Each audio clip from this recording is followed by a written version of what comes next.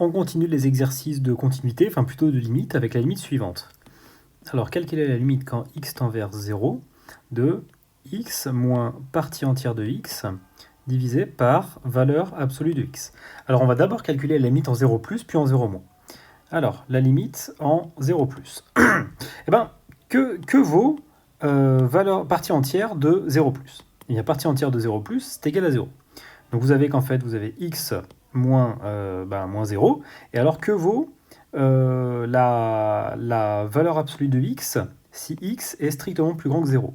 Et bien ça sera égal à 0. Donc vous avez qu'en fait, c'est la partie entière, pardon, c'est x moins 0 divisé par x. C'est-à-dire que ça, c'est égal à la limite en 0 plus de x sur x, c'est-à-dire 1, quoi, en fait.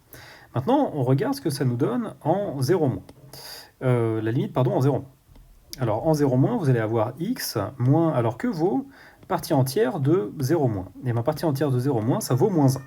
Donc vous avez x moins 1, et par la même occasion, que vaut la valeur absolue de x si x est strictement inférieur à 0?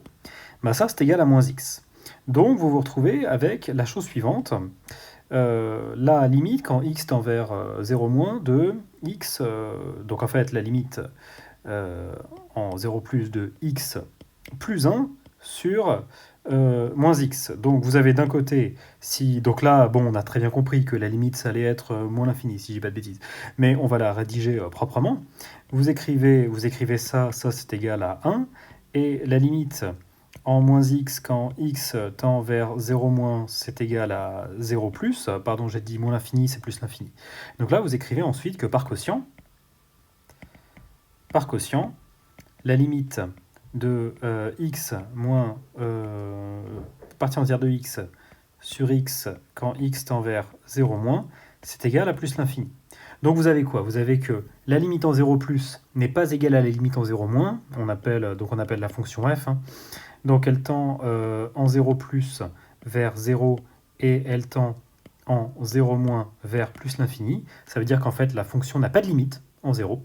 Et si elle n'a pas de limite, évidemment, elle ne sera pas continue. Mais bon, ce n'était pas vraiment la question, c'est plutôt de calculer la limite. Donc, conclusion, la fonction n'a pas de limite.